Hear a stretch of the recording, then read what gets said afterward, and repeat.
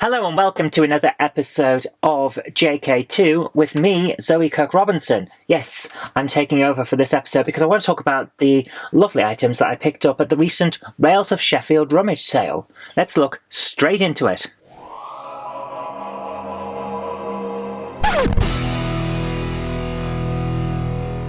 At the recent Rails of Sheffield rummage sale, I managed to pick up a few very interesting items that will go a fair way to helping me establish my little N-Gage diorama that I'm planning. But a few very generous people from the Monday Club came over and donated a couple of things. So the first, from Zantec, I have to say a huge thank you to, because, my goodness, this is a fully DCC Gronk.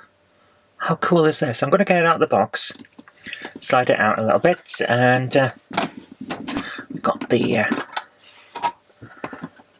packaging and packaging. There we go. We can now see the Gronk. I am so happy. Thank you so much, Zantec. This is amazing. And yeah, Jen's had a look at it as well, and it's DCC'd, so it's ready to go. And it's just wonderful piece of work here. Oh. It's Express Parcels livery, and it's Starlet, and it's wonderful. Thank you so much. So I'm going to put that there. We also had another donation, which comes from Not So Salty Sea Dog, and it's a lovely carriage. How nice is this? So this is British Railway Maroon, I believe. I'm not entirely sure if Jen and I have actually ridden in one of these or not, but it's very nice. Again, N-Gage, so that's going to look lovely on the railway when we get it up and running, and look at the slight weathering on it. How nice is that? Thank you so much, Not So Salty Sea Dog. That is wonderful. So those are the lovely donations, and I'm incredibly grateful. Thank you so much. I did pick up a few things myself. The first thing I did was wander around just as they opened and have a look and see whether there are any vehicles I could use to liven up a layout. And we managed to get, and you can see the prices. These were priced to sell. So this is an N-Gage VW camper with boards on the top, little surfboards, lovely. That's going to look fantastic on the beach scene that I'm going to be trying to put together. A Royal Mail parcel van, of course we're going to have one of those. Slightly more modern, so I picked it up because it's nice. I'm not sure where we will put it, or whether we would only put it on when running more modern stuff, but we'll see what happens. And because you can't have an old style layout without an old style car, we've got, I'm not entirely sure what this is, because I thought when I picked it up that it was a Mini Clubman, but I'm told it might be something else. But either way, very nice. I love the wooden panels on it. So much detail in N-Gage these days, it's amazing. I'll just put that there. Beep beep.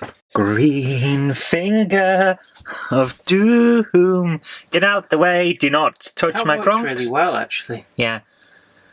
Don't touch my Gronks with that.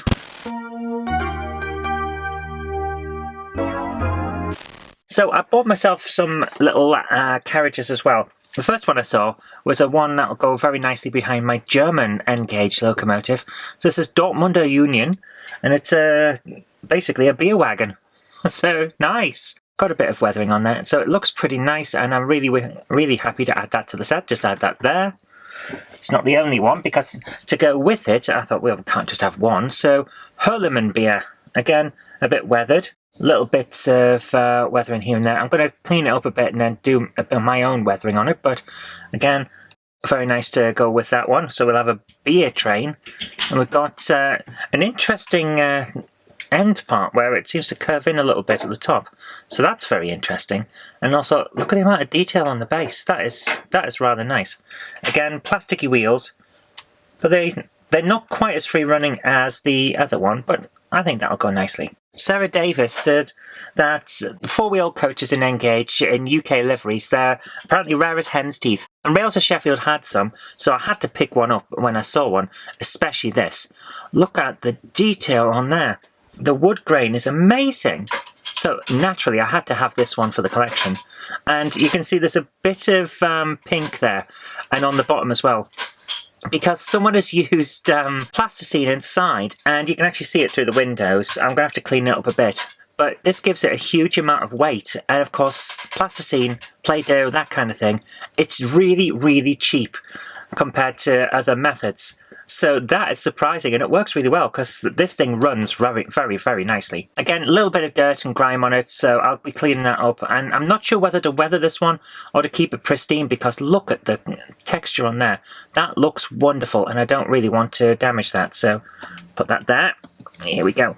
There are other things, but not too many. I did pick up a Revell tug kit. Now this is a rather large boat. It's 1:108 scale. But I think if I put it toward the front of the diorama, then it'll work well as a kind of false perspective thing. I'm going to use it anyway, and it'll go nicely with my Cutty Sark, which is a model I bought a while back, and I've only just started building. So those two will go nicely together in the harbour scene, or whatever I end up doing with them. So that'll look quite nice. But the final thing that I picked up, which I think is really nice as well, and is very interesting, especially at £3, is this electronic sound shed. Now, this is from the 90s. This is definitely 90s. It's 00 scale from Dapol, and I don't think it's still in their range. This is basically a sound box. It looks like a shed, and it does a couple of sounds. That's all it does. It's steam whistle, it says, so when it detects a locomotive going past, it makes a sound. That's what the little things here are. They're detection things for it, and that's all it does. It's a sound box, but I think it's a very interesting thing that we'll put onto an exhibition layout at some point, and it'll just make sounds as locomotives go past. It's a nice little thing, and I think it'll be fun to try it out, and got me thinking about ways to add little sounds and little spot sounds, little scenery things that really enhance a diorama or a model railway. So we'll be talking about that in a future episode. And just as an additional extra to this video, Jen has very kindly reminded me that at Stafell Barn I picked up a couple of things as well. These are more things that are going to go onto the Old English seaside town kind of diorama that I'm planning, the one that's going to have the boats on it at the harbour scene and all of this.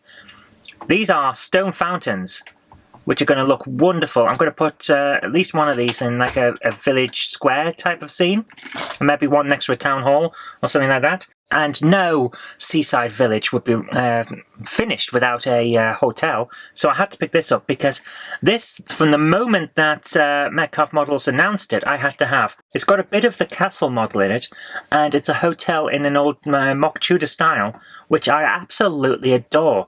Although, given that it's built with part of a castle in, this may not be mock Tudor, this might actually be actual Tudor, but either way, I needed this from the moment I saw it because I thought that would be perfect for this diorama that I'm planning. So I picked up Hotel Wednesday as well.